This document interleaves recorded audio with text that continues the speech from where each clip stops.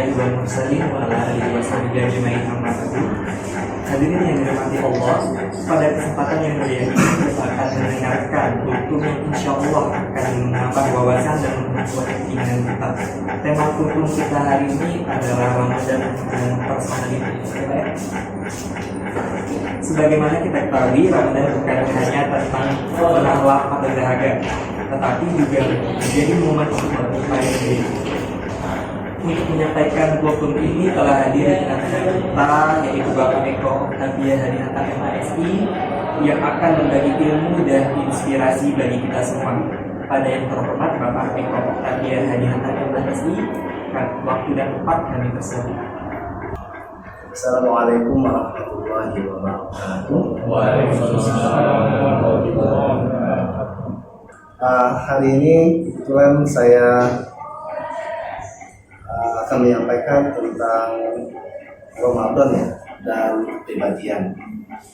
Jadi ini Ramadan yang ketiga. Teman-teman mungkin sudah sangat familiar sekali dengan ayat-ayat yang berkaitan dengan Ramadan. Misalnya Al-Quran surah Al-Baqarah ayat 183, Ya ayyuhalladzina amanu kutiba alaikumusiyam kama kutiba alal ladzina min qablikum la'allakum tattaqun.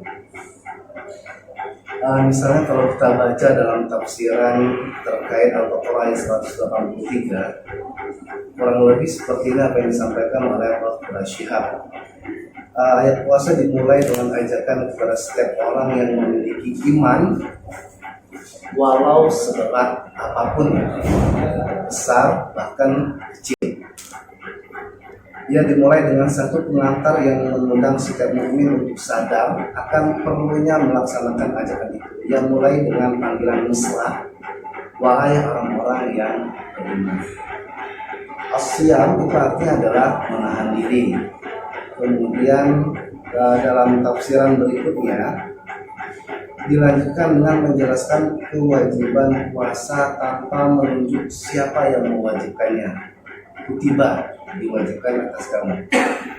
Lagi-lagi beliau mengatakan bahwa redaksi ini tidak menunjuk siapa pelaku yang mewajibkan. Agaknya untuk mengisyaratkan bahwa apa yang akan diwajibkan ini sedemikian penting dan bermanfaat bagi setiap orang, bahkan kelompok, sehingga seandainya bukan Allah yang mewajibkannya, niscaya manusia sendiri yang akan mewajibkannya atas dirinya sendiri.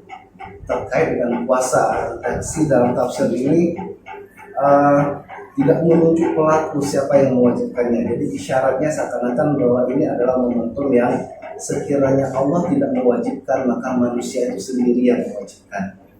Isyaratnya adalah bahwa puasa itu sangat penting dalam kehidupan. Kata orang yang memiliki kepribadian baik itu cenderung akan disenangi, dikagumi, bahkan dicintai oleh sebagian besar orang. Katanya seperti itu. Kalau kita kaitkan misalnya dengan Ramadan, agak-agaknya ini adalah sebuah momentum ya bagi kita semua, dari unsur yang paling kecil sampai unsur yang paling tinggi dalam aktivitas akademika, khususnya keluarga besar Fakultas Psikologi. Ramadan adalah momentum untuk membentuk kepribadian kita. Kepribadian, kalau kita belajar kuliah di kelas, misalnya Sigmund Freud itu kepribadian adalah unsur terintegrasinya dari ego dan superego. Kalau kepribadian dalam perspektif Carl Gustav Jung itu terintegrasinya antara ego self dengan ketidaksadaran pribadi dan ketidaksadaran kolektif. Itulah semua unsur yang membentuk kepribadian manusia. Tinggal mana yang lebih dominan, sehingga ada yang introvert, ada yang extrovert. Kalau kita berbicara prinsipnya adalah pressure principle yang menyenangkan. Kalau ego itu reality principle, realitas. kalau super ego adalah morality, prinsipal moral. Terus apa kaitannya dengan psikologi Islam, kepribadian? Kita mengenal dengan istilah kepribadian ammarah yang kata Ibnu Qayyim, hawa nafsunya adalah pemimpin dari kepribadian ammarah. Innan nafsah la ammaratun bisu'i illa ma rahima rabbi. Kalau kita sandingkan atau bahasa lainnya kita integrasikan dalam perspektif psikoanalisa, agak-agaknya sama dengan it ya, das is das it ya, dari Sigmund Freud. Semuanya mengarah kepada unsur-unsur kenikmatan, pleasure principle, makan, minum, berbau seks, sehingga mereka yang dominan dengan kepribadian ini akan cenderung menampakkan hal-hal kepribadian yang negatif, bohong misalnya, seperti itu ya. Kemudian ini letaknya di bawah alam bawah sadar. Sama halnya dengan kepribadian ammarah, nafsul ammarah, dia berada di permukaan bahkan di alam bawah sadar. Merujuk kalau kita mengambil literatur dari Prof. Puji. Kemudian teman-teman mungkin mengenal istilah kepribadian lawamah atau nafsul lawamah. Wala uqasimu bin nafsil lawamah, kepribadian bimbang, kepribadian ragu-ragu. Kalau kepribadian ammarah itu didominasi oleh syahwat nafs, kalau kepribadian lawamah itu didominasi oleh akun. Mas Rizal tahu akun ya? Akal ya, akal. Tetapi akal ini lebih didominasi hal-hal yang berkaitan kenegatifan. Kalau dia disentuh unsur positif akal ini, maka dia akan terbawa kepada kepribadian yang lebih tinggi, akan kita bahas selanjutnya. Kira-kira contohnya kalau lawamah ini adalah kebimbangan, keraguan. Hari ini kita mencintai, besok kita ragu-ragu mencintai seseorang. Misal kita ilustrasikan dalam dunia percintaan. Misalnya hari ini tersenyum, besok sedih, atau sebaliknya hari ini sedih, besok tersenyum. Nah, kepribadian lawamah ini didominasi oleh akal yang sudah kita singgung sebelumnya. Kemudian yang terakhir kita kenal dengan kepribadian mutmainnah atau dengan diksi yang lain nafsul mutmainnah, kenangan. Kalau it dan ego, kemudian kepribadian ammarah ataupun kepribadian lawamah itu didominasi oleh alam bawah sadar, alam sadar. Tetapi kalau kepribadian mutmainnah itu didominasi oleh alam alam di atas sadar atas, itu pengertian yang dikemukakan oleh Prof. Puji. Ini merujuk kepada ketenangan seseorang, ketenangan suatu kelompok untuk mencerna apa yang disampaikan, apa yang didengar, semuanya merujuk kepada suatu memanusiakan manusia. Rasa-rasanya kalau kita tidak mau dipermalukan di depan orang banyak, maka jangan pernah mempermalukan orang di depan banyak. Atau ilustrasi yang sangat mudah dikenal, kalau rasa-rasanya dicubit itu sakit, jangan pernah mau untuk mencubit orang. Seperti itu kurang lebih kalau kita mengilustrasikan kepribadian mutmainnah.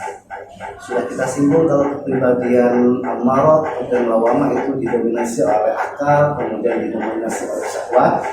Kalau kepribadian mutmainnah itu didominasi oleh qalbun ya. Mungkin teman-teman hafal ya, ada NKN dulu hadis psikologi, misalnya redaksinya ala inna fil jasadi mudghah wa idza fasadat fil jasadi kullu wa idza salahatil jasadi kullu ala wahiyal qalb. Ketahuilah bahwa di dalam jiwa manusia itu, di dalam diri manusia itu ada segumpal daging. Kalau daging itu baik, maka baik semua, baik perkataannya, perilakunya, bahkan menyentuh kerana kepribadiannya. Tapi sebaliknya, kalau segumpal daging ini busuk, maka apa yang dia katakan, apa yang dia perbuat, apa yang tampil di dalam indera kita itu akan terlihat. Ala wahiyal qaul. Ketahuilah bahwa itu adalah hati. Teman-teman dan Profesor itu wakil dekan 1, momentum Ramadan ini saya pikir sangat tepat antara kepribadian yang kita tampilkan dengan kepribadian yang sebenarnya. Jangan sampai karena merujuk kepada asumsi dasar personality itu adalah apa? Topeng ya. Kita harus berperilaku, berpikir, memperlakukan orang lain sebagaimana harusnya, bukan apa adanya. Saya pikir berbeda ya antara paradigma bagaimana seharusnya dengan apa adanya. Sehingga Ramadan ini 30 hari ke depan pasca Ramadan sekalipun kita tetap memiliki kepribadian yang baik, kepribadian yang anggun, kepribadian yang tidak saja disenangi dicintai oleh manusia tetapi dicintai oleh Sang Maha Pencipta. Saya pikir demikian yang ingin saya sampaikan terkait kepribadian dan Ramadan. Ada hal-hal yang kurang berkenan, saya mohon maaf. Ada hal-hal yang baik, silakan diambil. Wallahul muwaffiq ila aqwamit thoriq. Wassalamualaikum warahmatullahi wabarakatuh. Waalaikumsalam warahmatullahi wabarakatuh. Jazakumullah khairan kepada Bapak atas ilmu yang telah Bapak berikan kepada kami pada siang hari ini. Mudah-mudahan ilmunya bisa kita amalkan di bulan Ramadan. Bukan di bulan Ramadan saja ya Pak, tapi bisa ke depannya. Oke, mungkin ini saja untuk hari ini. Lebih dan kurangnya saya mohon maaf. Wallahul muwaffiq ila aqwamit thoriq. Wassalamualaikum warahmatullahi wabarakatuh. Waalaikumsalam warahmatullahi wabarakatuh.